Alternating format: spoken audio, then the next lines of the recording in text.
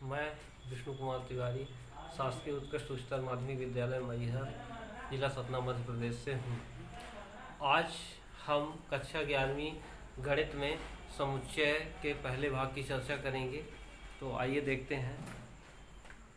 हमें दैनिक जीवन में कई प्रकार के समूह देखने को मिलते हैं। अब इनमें से कुछ समूह सुपरिभाषित होते हैं, इनकी परिभाषा स्पष्ट होती है और कुछ की परिभाषा स्पष्ट नहीं होती। अब उदाहरण के तौर पे यदि हम ये कहें कि अंग्रेजी वर्णमाला के स्वरों का संग्रह, तो यहाँ हम देखते हैं अंग्रेजी वर्णमाला के स्वर ए, ई, आई, ओ, यू हैं। अब यदि हम किसी भी बच्चे से पूछते हैं कि अंग्रेजी वर्णमाला के स्वर बताइए, हर बार यही जवाब होगा, यहाँ पे अंग्रेजी वर्णमाला के स्वर ए, ई, आई, ओ, यू ही आएंगे और ये निश्चित है। और इस प्रकार के संग्रह को जिनकी परिभाषा स्पष्ट है हम उसे समुच्चय कहेंगे। अब इसको हम निरूपित करने के लिए मझले कोष्ठक का इस्तेमाल करते हैं और समुच्चय को लिखने के लिए अंग्रेजी वर्णमाला के बड़े अक्षरों का प्रयोग किया जाता है। तो इस तरह से ये समुच्चय ए बराबर हो जाएगा ए, ई, आई, ओ, यू। ये यहाँ पर जो लिखे हुए अक्षर हैं वो अंग्रेजी वर्णमाला के स्वर हैं। अब हम एक ऐसा उदाहरण लेंगे जो कि समुच्चय नहीं है। जैसे मान लीजिए कि यदि हम ये कहें कि भारत के 10 प्रतिभाशाली लेखकों का समुच्चय, तो हम ये देखते हैं कि प्रतिभाशाली लेखक 10 कौन से हैं। कोई भी व्यक्ति बोल सकता है कि मुंशी प्रेमचंद है, तो कोई दूसरे का नाम ले सकता है। मतलब यह चीज़ सुपरिभाषित नहीं है, और यदि ये सुपरिभाषित नहीं है तो इस संग्रह को हम समुच्चय नहीं कहेंगे। अब देखिए कुछ और हम समुच्चय के उदाहरण। प्राकृत संख्याओं का समुच्चय जैसे यन, ये निश्चित है। प्राकृत संख्याओं का समुच्चय यन, ये क्या होता है? 1, 2, 3 इस तरह से अनंत तक की संख्याएं। इसके अलावा पूर्णांकों का समुच्चय,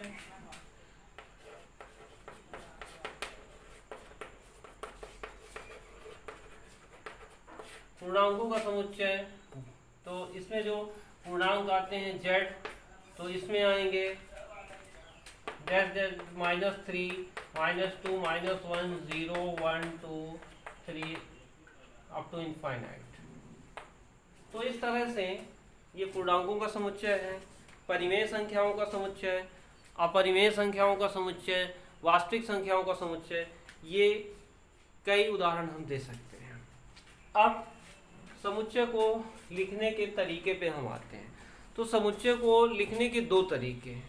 एक है समुच्चय निर्माण विधि और दूसरा है सारणीबद्ध विधि।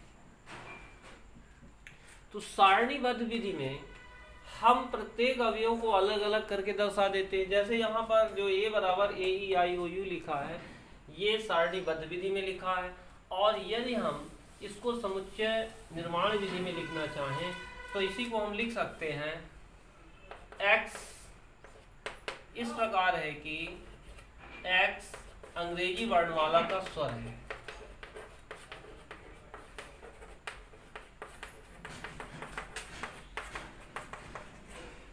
अब यहाँ पर दोनों का मतलब वही है।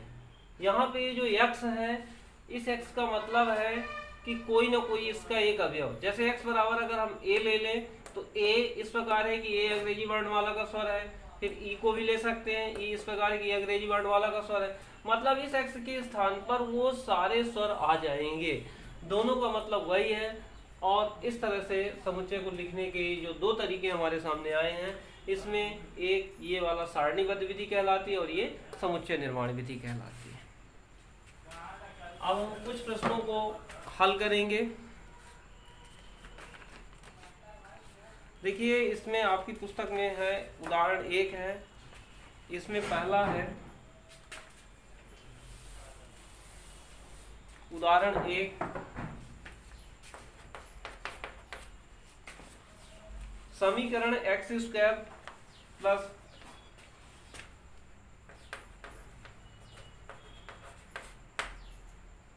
समीकरण x square plus x minus 2 equal to 0 का हल रोस्टर रूप में लिखिए।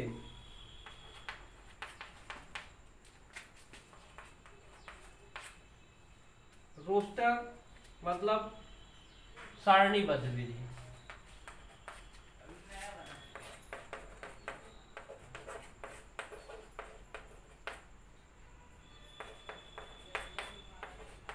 में लिख लीजिए।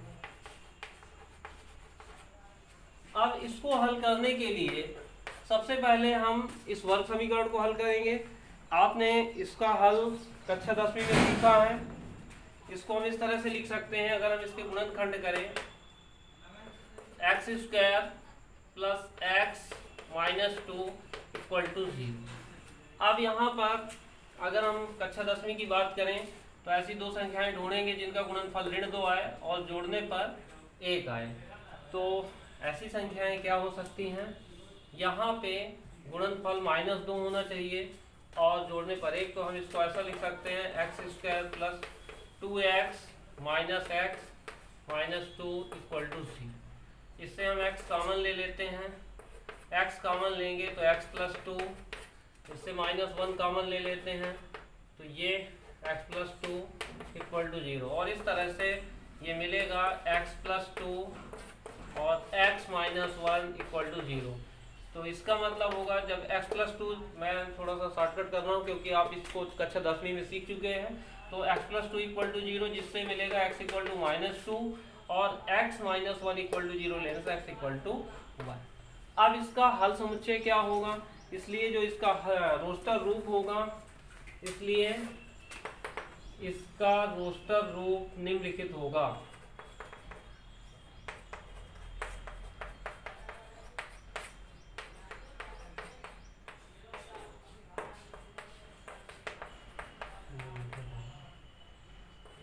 रोस्टर रूप -2, तो इस समुच्चय का हल का रोस्टर रूप -1, 1, -2। अब कुछ और प्रश्न हैं इसमें, देखिए यहाँ पे उदाहरण 2 है।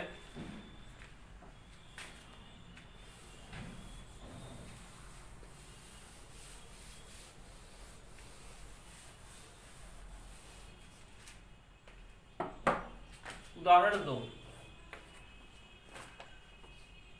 समुच्चय x इस प्रकार है कि x एक धन पूर्णांक है x और x स्क्वायर लेस देन 40 को रोस्टर रूप में लिखिए। इसमें है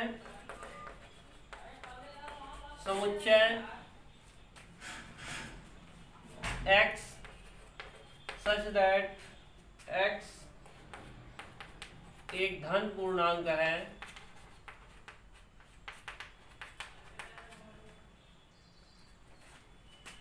और x square less than 40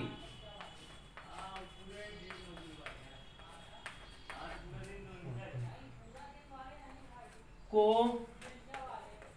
roster रूप अर्थात सारणीबद्ध विधि में लिखिए। इसको रोस्टर रूप में लिखने के लिए हल, हम ये ऐसी संख्याएं देखेंगे जिनका वर्ग 40 से छोटा है और वो धन पूर्णांक है। तो धन पूर्णांक अपने पास 1, 2, 3, 4, 5 इस तरह से अनंत तक जाते हैं और हमारे पास ऐसे धन पूर्णांक जिनका कि वर्ग 40 से छोटा है। एक का वर्ग 1 जो कि 40 से छोटा है तो इसमें 1 आ जाएगा। 2 का वर्ग भी 40 से छोटा है तो 2 आ जाएगा। 3 का वर्ग 9 तो वो 40 से छोटा तो आ जाए। लो ऐसे सभी धन पूर्णांक इस समुच्चय पर आएंगे जिनका वर्ग 40 से छोटा है और ये 6 तक 6 तक आ जाएंगे। 3, 4, 5, 6। इसके बाद 7 नहीं आएगा क्योंकि 7 का वर्ग 49 होता है जो कि 40 से छोटा नहीं। तो इस तरीके से इस समुच्चय का जो रोस्टर रूप है वो ये होगा। अब इसके बाद हमारे पास कुछ ऐसे प्रश्न भी आते हैं जिनमें हमें सारणीबद्ध से इस रूप में लिखना हो, समुच्चय निर्माण रूप में, अब ऐसा देखते हैं, उदाहरण नंबर 3 को देखते हैं।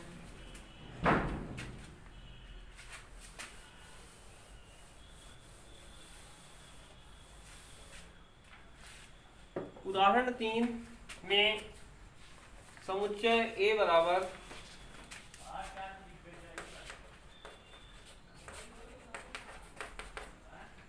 समुच्चय A बराबर 1 4 9 16 25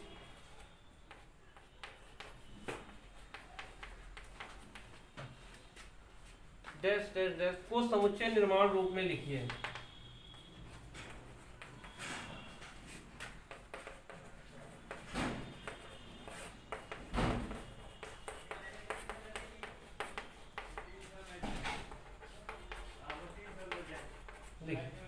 अब इसमें हमें ये देखना है कि हम इसमें कौन सा नियम लिख दें जिस नियम में ये सारे के सारे अवयव आ जाएं। हमें इसमें कोई एक उभयनिष्ठ गुण धर्म लिखना है, अलग अलग अवयव हमें ना लिखना पड़े, और वो तरीका कहलाता है समुच्चय निर्माण। तो इसके लिए हम ये देखते हैं कि यहाँ पर एक का वर्ग 1, 2 का वर्ग 4, 3 का वर्ग 9, 4 का वर्ग 16, 5 का वर्ग 25 और इसी तरह से आगे। मतलब ये सारी संख्याएं प्राकृत संख्याओं के वर्ग हैं। तो इसको हम लिख सकते हैं x इस प्रकार है कि x बराबर n स्क्वायर। तो ये तो ठीक है, हमने n स्क्वायर लिख दिया, लेकिन अब n क्या है, व्हाट इज n? n यहाँ पे कोई ना कोई प्राकृत संख्या, तो इसको हमें लिखना है n बिलोंग्स टू n। मतलब n अवयव है, n का इस चिन्ह को अभी हम आगे पढ़ने वाले हैं। इसका मतलब होता है अवयव है, अवयव है अर्थात शामिल है। तो शामिल किसमें है? n में शामिल है। मतलब इस स्मॉल n को n से लेना है, अर्थात स्मॉल n बराबर 1 हो सकता, 2 हो सकता, 3 हो सकता, 4 5 6, इस तरह से कोई ना कोई प्राकृत संख्या हो सकती है। तो ये इसको लिखने का तरीका है। तो इस तरह से हमने सारणीबद्ध विधि से समुच्चय निर्माण रूप में इसको लिखा। अब देखते हैं प्रश्नावली में 1.1 में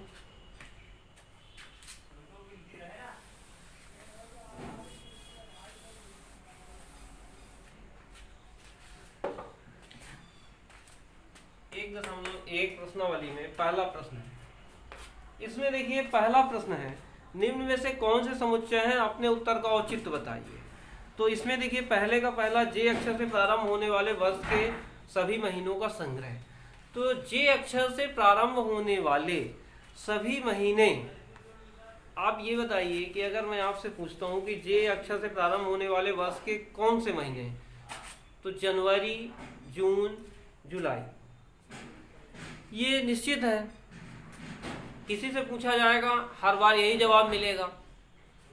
तो चूंकि इसकी परिभाषा स्पष्ट है, ये सुपरिभाषित है, और इसलिए ये क्या कहलाएगा, समुच्चय कहलाएगा।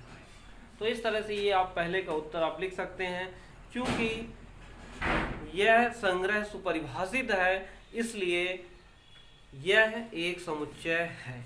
वहीं हम दूसरे प्रश्न की बात करें, दूसरे प्रश्न में भारत के 10 सबसे अधिक प्रतिभाशाली लेखकों का संग्रह।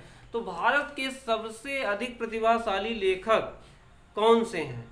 अब कोई नाम लेगा मुंशी प्रेमचंद का, तो कोई सूर्यकांत त्रिपाठी का। तो इस तरह से अलग अलग व्यक्तियों से अगर इसका जवाब पूछा जाए तो अलग 10 लोगों की लिस्ट मिलेगी। मतलब इसमें जवाब जो है निश्चित नहीं है, अलग अलग जवाब है, और इस तरह से अलग अलग उत्तर हैं और ये सुपरिभाषित नहीं है, तो ये समुच्चय नहीं कहलाएगा। तीसरा प्रश्न है, विश्व के सर्वश्रेष्ठ 11 बल्लेबाजों का संग्रह। ठीक पिछले प्रश्न के जैसे ये भी है, क्योंकि विश्व के कौन सर्वश्रेष्ठ 11 बल्लेबाज हैं, कोई सचिन का नाम लेगा तो कोई किसी दूसरे का नाम लेगा। तो इस तरह से अलग अलग व्यक्तियों के द्वारा इसकी लिस्ट अलग अलग बनेगी, और ये हम कह सकते हैं कि ये जो है समुच्चय नहीं है। लेकिन वहीं अगर हम बोलें आपकी कक्षा के सभी बालकों का संग्रह, ये चौथा प्रश्न है, तो कक्षा के बालक तो निश्चित हैं, किसी से पूछा जाएगा जवाब एक ही आएगा, और इसलिए ये एक समुच्चय कहलाएगा। फिर पांचवा प्रश्न है, 100 से कम सभी प्राकृत संख्याओं का संग्रह। तो 100 से कम सभी प्राकृत संख्याएं कौन सी होंगी? 1 2 3 4 5 से लेकर 99 तक ये फिक्स है, क्योंकि इसकी परिभाषा स्पष्ट है और इसलिए ये समुच्चय कहलाएगा। और छठवें में है लेखक प्रेमचंद द्वारा लिखित उपन्यासों का संग्रह, तो ये भी समुच्चय है क्योंकि प्रेमचंद ने जो भी उपन्यास लिखे हैं वो फिक्स हैं। सभी सम पूर्णांकों का संग्रह, सम पूर्णांक 2 4 6 8 10, जीरो भी शामिल कर सकते हैं इसमें, तो 0 2 4 6 8 10 ये सभी संपूर्णांक जो है समुच्चय कहलाएंगे।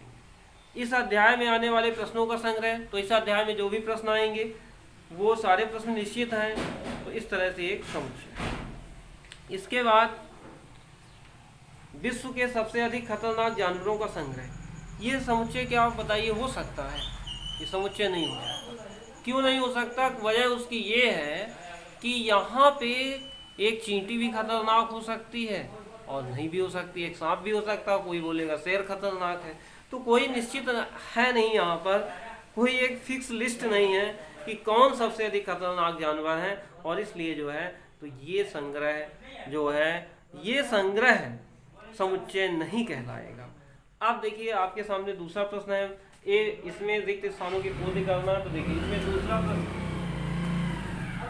दूसरे प्रश्न में है, मान लीजिए कि a बराबर 1 2 3 4 5 6 रिक्त स्थानों में उपयुक्त प्रतीक अवयव है अथवा अवयव नहीं है, हमें भरना है। तो इसमें हमें दिया है a बराबर a, जो यहाँ पे a समुच्चय दिया है 1 2 3 4 5 6, इसमें भरना है कौन अवयव है कौन अवयव नहीं है। देखिए पहला प्रश्न है यहाँ पे पहले नंबर पे 5। अब इसमें देखिए दो चिन्ह भरने हैं, इसको बोलते हैं अवयव है और इसको बोलते हैं अवयव नहीं है। तो अब अगर ये इसमें है तो इसका मतलब अवयव है, तो हम ये देखते हैं कि 5 इसके अंदर है, तो हम बोलेंगे 5 अवयव है a का, मतलब समुच्चय a का सदस्य है। फिर इसी तरह से दूसरे नंबर पे है 8, हम ये देखते हैं कि 8 इसमें नहीं है, तो 8 अवयव नहीं है a का। तो इस तरह से इनके आप सारे कर सकते हैं। अब देखिए तीसरे प्रश्न में तीसरे का पहला प्रश्न है, निम्नलिखित समुच्चयों को रोस्टर रूप में लिखिए। तो तीसरे का पहला इसमें a बराबर दिया है, a बराबर x इस प्रकार है कि x एक पूर्णांक है, x एक पूर्णांक है और x बड़ा है -3 से, छोटा है 7 से। अब हमें इसे रोस्टर रूप में लिखना, अर्थात सारे अवयवों को लिखना है। तो हल a बराबर, हम इसमें ऐसे पूर्णांकों को देखते हैं जो कि ऋण 3 से बड़े हैं और 7 से छोटे हैं। x बड़ा है ऋण 3 से जबकि छोटा है 7 से। जिस तरफ ये चौड़ा खुला हुआ पोर्शन रहता है उसको बोलते हैं बड़ा है, जिधर नोक रहती है उसको छोटा है। अब अगर हम यहाँ से पढ़ने आएंगे तो ये खुला वाला है तो बोलेंगे बड़ा है, तो x बड़ा है ऋण 3 से जबकि छोटा है 7 से। तो ऋण 3 से बड़े और 7 से छोटे। आप लोगों ने संख्या रेखा देखी होगी, संख्या रेखा में हम बाईं ओर से दाईं ओर जैसे चलते हैं तो संख्या हमको बड़ी मिलती है। जैसे मान लो कि यहाँ पे ऋण 4, ऋण 3, ऋण 2, ऋण 1, 0, 1 2 3 4 5 6 6 7 8। अब हम क्या देखते हैं कि ऋण 3 से बड़ा और 7 से छोटा, तो ऋण 3 से बड़ा और 7 से छोटा ऐसी कौन सी संख्या है? वो निश्चित तौर पर ये वाले पूर्णांक, यहाँ से लेकर यहाँ तक। मतलब हमें पूर्णांक चाहिए जो कि ऋण 3 से बड़े हैं और 7 से छोटे हैं। तो ऋण 3 से बड़े पूर्णांक कौन है? ऋण 2 है, ऋण 1 है, 0 है, 2 सॉरी 1 भी आया है यहाँ पे, तो 1 2 3 4 5 6। तो इस तरह से ये यहाँ पर सारी संख्याएं हो जाएंगी। तो -2 -1 0 1 2 3 4 5 6 ये हो जाएंगे, x के मान हो जाएंगे जो कि ऋण 3 से बड़े हैं और 7 से छोटे हैं। इसी तरह से इसका दूसरा प्रश्न है 6 से कम एक प्राकृत संख्या।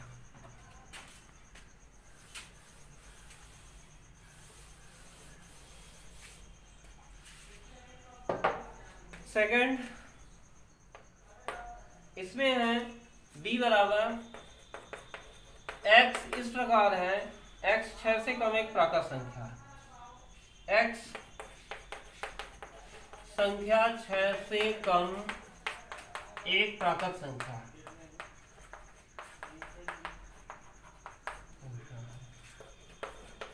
तो इसके लिए हम क्या करते हैं, ऐसी संख्याओं को ढूंढते हैं जो कि 6 से छोटी हैं और प्राकृत संख्याएं, निश्चित तौर पर प्राकृत संख्याएं 1 से लेकर अनंत तक होती हैं। तो 6 से कम एक प्राकृत संख्या हो जाएगी 1 2 3 4 5। तो इस तरह से हमने इसको रोस्टर रूप में सीखा। अब कुछ ऐसे प्रश्न हैं जिसमें हमको समुच्चय निर्माण रूप में लिखना रोस्टर से। जैसे देखिए चौथे का पहला प्रश्न,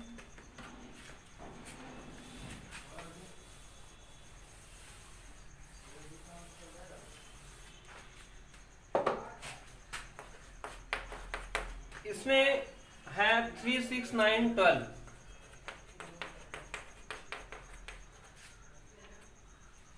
अब यहां पर ये सारणीबद्ध में लिखा है और हमें इसे समुच्चय निर्माण रूप में लिखना है। तो सारणीबद्ध से समुच्चय निर्माण रूप में लिखने के लिए हमें कुछ इसकी उभयनिष्ठ प्रॉपर्टी लिखनी है। उभयनिष्ठ गुणधर्म एक ऐसा गुणधर्म जिसको ये सारे अवयव मानते हैं, पालन करते हैं, ऐसा नियम हमें देखना। तो देखने से हमें पता चलता है कि 3 6 9 12 ये सब 3 के गुणज हैं। तो हम इसको ऐसा लिख सकते हैं, ये हो जाएगा। अगर हम इसका नाम कुछ दे देते हैं a बराबर, तो यहाँ भी लिख लेते हैं a बराबर, ये हो जाएगा 3 6 9 12। तो x इस प्रकार है, x 3 का गुणज है, 3 का गुणज है। अब 3 का गुणज तो है, लेकिन 3 के गुणज में तो 15 भी आएगा, 18 भी आएगा। तो हमें यहाँ रूट लगानी पड़ेगी, कहाँ से कहाँ तक का है। वाह, x जो है 3 से बड़ा है, 12 से छोटा है और बराबर भी हो सकता है। तो x बड़ा या बराबर है 3 से, जबकि छोटा या बराबर है 12 से। तो इस तरीके से यहाँ पे आ जाएगा x इस प्रकार x 3 का गुणज है, वह x बड़ा या बराबर है 3 से, जबकि छोटा है 12। अथवा करके हम ऐसा भी लिख सकते हैं इसको, x such that x equal to 3n। मतलब यहाँ पर 3 का गुणज कहलाएगा 3n। अब वह n एक प्राकृत संख्या है, n बिलोंग्स टू n। अब लेकिन प्राकृत संख्या कहाँ से कहाँ तक है, 3 3 1 कम 3 3 6 3 3 4 12 4 तक है। मतलब जो स्मॉल n है वो 1 से लेकर के 4 तक है। इसका मतलब ये है कि n का मान 1 से बड़ा अथवा बराबर तथा 4 से छोटा है या इसके बराबर। मतलब n बराबर 1 2 3 4।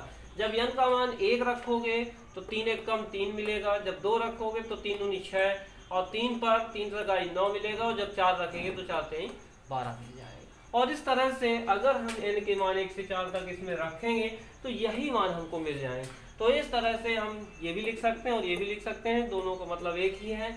तो इस तरह से ये सारणीबद्ध विधि है और ये समुच्चय निर्माण विधि है।